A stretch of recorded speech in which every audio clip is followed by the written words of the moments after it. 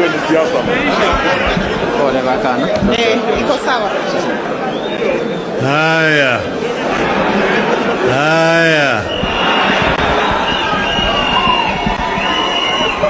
Abantu babinto mbwemore naende. Asanteni sana. This is a very moving moment. What my brother, younger brother Fred has done. And I want to appreciate him. But before I do so, I want to make some few remarks. First, I'm very grateful to be here today. And I always feel very much at home here. Because these are my people. They always vote for me.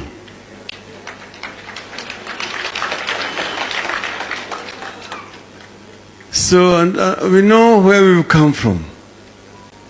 There's a story which Chris Obore talked about, where we are here in Borabu. For those who are not there, there's a lot of very heavy contestation about Borabu. Because as you know, once upon a time, Nyanza started from Mount Elgon to Kilgoris. But in 1963, because of Majimbo boundary, Nyanza was dismembered. North Nyanza became what is now today Western Province, because they were in Kadu. Kericho was part of then Greater South Nyanza district, headquartered Kisii town. Then later on, Kericho became a district, but in Nyanza. But in 1963, because they were in Kadu, they were being moved from Nyanza to the Rift Valley. And the border became contentious. Because, and this is the border, this was a settlement area. And they insisted that the whole tea plantation should go with the Kericho that side. If you read the 1963 Boundary Commission report, you'll find that. Jaramogi said, no, this must remain in Nyanza. And he was telling us later that they walked on foot up to where the border is today. And they had foreseen that the Kisii was becoming so crowded down there, needed a place to overflow. And that's why they insisted that Borabu must remain in Nyanza. And that's why it is Nyanza. The reason that the Luos and Kisis and Koreas were remaining in Nyanza because they were in Kanu.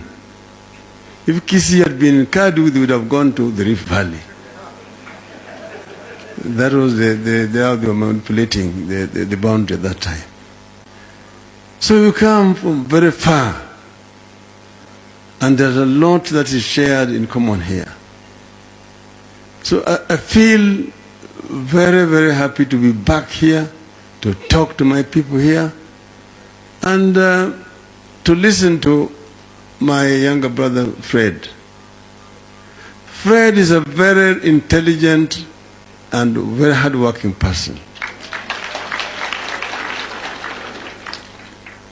He was teaching at Egerton University, but he was also doing consultancy, and was actually coming to Parliament to run courses for members of Parliament. That's where we met for the first time. And he has continued to be very dedicated, even as a minister. And I know that President Uhuru Kenyatta has a lot of faith in Fred Matiang'i. Yeye ni mtu ambaye anajua kuchapa kazi, tena hana uoga. So there were times when we were talking here, and I had discussions with my younger brother there, Mr. Onyonka. And mimi nilisema mimi najua mambo ya Matiang'i. We discussed with him how things should be. And at one time I said, I'm ready to support Fred Matiang'i.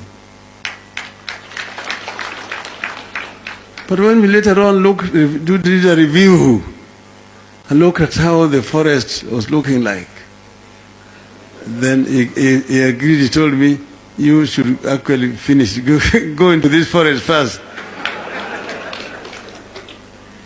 Menyana na hii nyang'ao kwanza. But we are together. Every step that we have taken after consultations. And that's why when he was coming to make this merger statement, he asked me to come. But I didn't know what he was going to say. But I'm very happy that he said it here.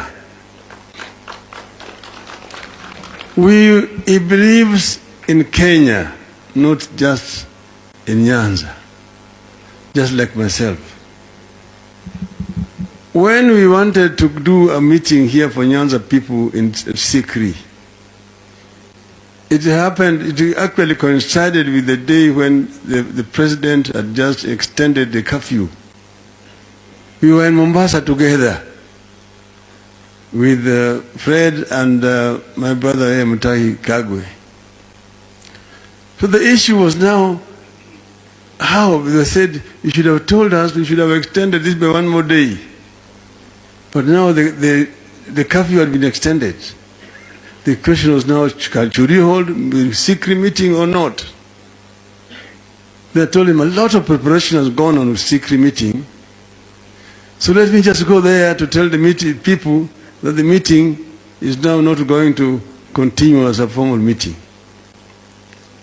And they allowed me.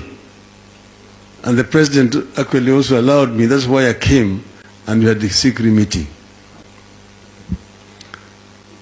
Then we went to, after that we did not have any more meetings. Until later, when it was possible to do, I went to Nakuru and I launched what they call Azimio la Umoja. That means a declaration of unity of the people of Kenya. That we want to unite all the people of Kenya and become one. As the founding fathers of our nation wanted, which you find in our national anthem. Ambayo inasema, Lord bless this land of ours, justice be our shield and defender, may we dwell in unity, peace and liberty, plenty be found within our borders. But may we dwell in unity. Kenya has been torn along ethnic lines. There's a lot of hatred and a lot of tension. On the surface, wanacheka.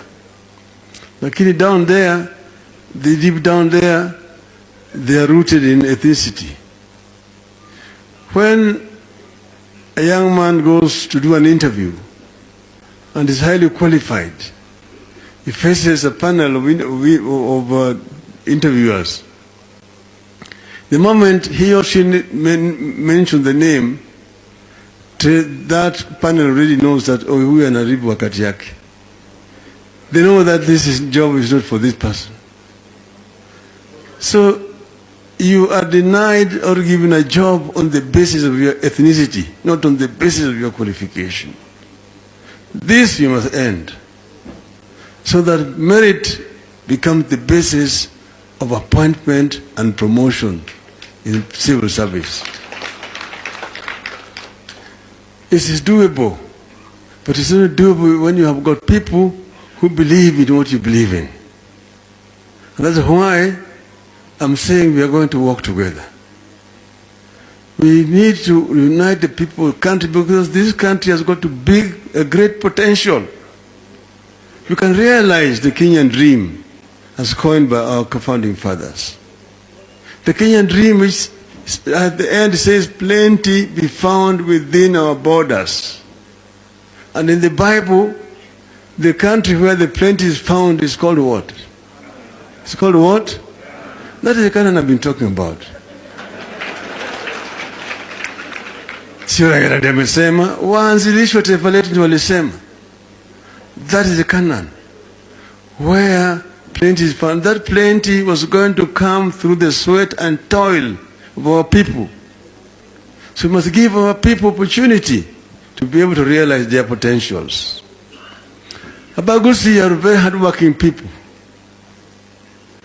You find them all over Kenya. You go to Kitale, you go to Molo, Nakuru, Mombasa, then go to the US, nyumbani, kule Minnesota, hapo New Jersey, Texas, huko kita Kizindogo huko. They are very hardworking. So give them opportunity in this country and they will actually be able to perform properly. So this is what I think about. The same thing with the rest of the people of this country. We need to be given equal opportunity. That is the Kenya that we want to build. Hiyo ndio Kenya tunataka kujenga. That is what RILA Odinga stands for. That's what RILA Odinga stands for. And that's the reason why we did the handshake when the country was totally torn. People had drawn different maps of the country. They dismembered the country. There was a United People's Republic of Kenya, and then the Republic of Kenya. Kasema sasa tuchome picha yote ya rais, alafu tuanze kutoza ushuru tuendelee mambo yetu kupande yetu. I said no, that will take this country to Somalia. President aliambiwa Raila amefanya treason, tumshtaki, tumpeleke makamiti, tumnyonge, mambo ishe. Akasema no, that will take this country to Somalia. Alafu tukakutana. Then we say that Kenya is greater than all of us. And that is the meaning of the handshake. That we shake hands to unite Kenya. So this is what I want to do. And we are going to work together with Fred. Another son of Bagusi who have worked together for a long time is James Mariba Ongwae here. And those are only two Gusis. Drop a water in the ocean. And we will work with both of them. And we will work with both of them. So we want to transform this country and bring about change that is desired. I don't want to take too long today because I'm emotional about what has happened here today. So I want to invite Fred to come here and we shake hands.